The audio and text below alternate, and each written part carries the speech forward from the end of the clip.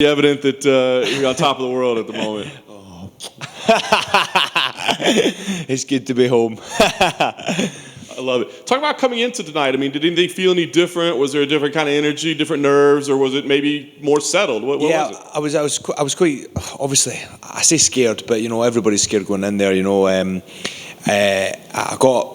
me in the eye early in the first couple of minutes, and I kind of wiped my eye, and I remember the ref said, cover your eye and put your hand up, and I kind of covered my eye and wiped my eye, and I thought I would get through it, but that's what kind of stifled me, and that's how he landed the uppercuts and the knees, obviously. So I made a bit of a mess of it, but it's not about how you start, it's about how you finish. That's what Michael Bisping said to me at the end there, so shout out to Michael Bisping. Yeah. You took some shots along the way, as you said. I mean, I guess, how hurt were you? I mean, were there any moments that you thought, this might be over? Yeah, I was. None of the uppercuts were shockingly hard. He hit me a good calf kick, and he hit me a good knee. That's what kind of flustered me a little bit.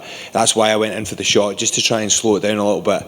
And he was rushing in. When I watched some footage of him a little while ago, and when he starts to get his groove, he starts to kind of do this with his hands, and I seen him doing that. And I just got my head off the centre line and just threw my cannon and just threw it right to his chops.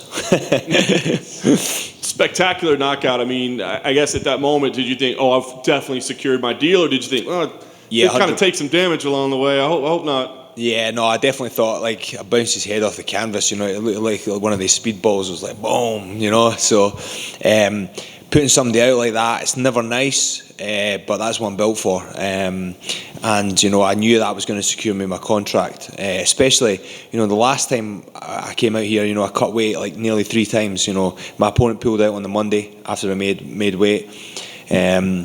And then Sean said, we're going to try and get you on Saturday, so we're going to sign you to the UFC, and we're going to give you your shot. I don't even know who I was going to fight. There was Jim Miller was in talks, but they said that the commission couldn't allow that because obviously he's had so many fights and I've not had a lot, But when I was in that moment, all I wanted to do was be a part of the UFC.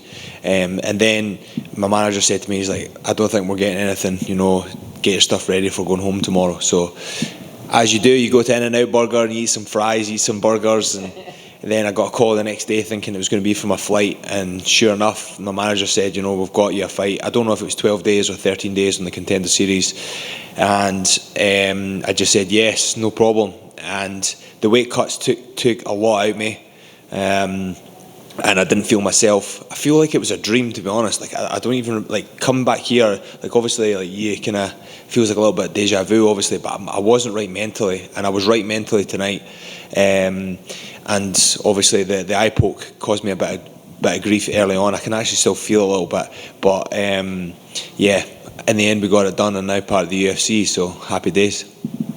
Like you said, I mean, you're here now, so maybe it doesn't matter, but I'm just curious, given everything that you went through, do you have any regrets that you handled it that way, or is that just what a fighter should do? No, because I was still conscious. I still knew. I could see what he was doing with his arms. So I mean, the whole process of taking the fight, man, do you reflect, man, I shouldn't have taken that second fight? That thing was the best thing that ever happened to me. Can I swear here? Yeah. Shit, you're not. So, shit. That was the best thing that ever happened to me, because, imagine. I feel when I used to go into fights, I used to go kill mode. I used to get the blinkers on and go forward and try and knock him out. And that's not the way you go, and especially in MMA, because there's so many ways to win and lose. And then obviously, I paid for it. I got left hooked and I got knocked down.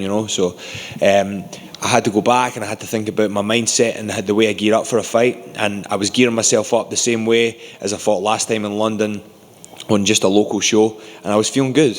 And I feel that having that mindset leading into this fight got me, I seen him coming forward and doing that with his hands, and I remember, and I just head off the centre line, threw this cannon, and just hit him right in the chops, and that was it. Nice.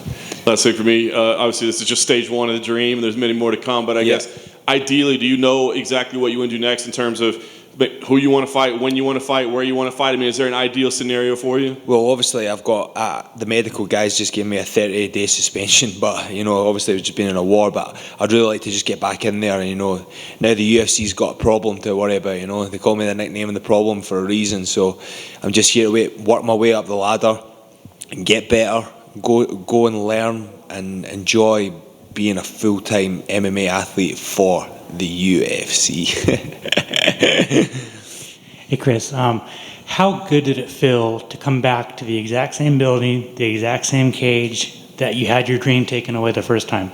Oh, it's good. It was more comforting in that sense because, you've been here before, you've done it. It's like. It's like going to a new job. When you first go, you're always a bit like tense and you don't want to make mistakes. That's what happened the first time. Made a couple of mistakes, and this time it was an absolute breeze. My weight cut was good. My training camp was good.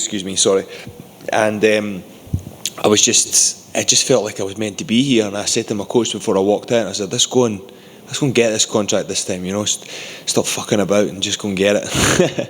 How was your training camp at American Top Team? Are you going to go back? Yeah, 100%. Yeah, obviously, COVID played a big part of why I couldn't have got there in the past because I didn't have a visa, blah, blah, blah. So I'd actually trained there prior to previous fights. And then for my Contender Series fight, I had to train in Liverpool.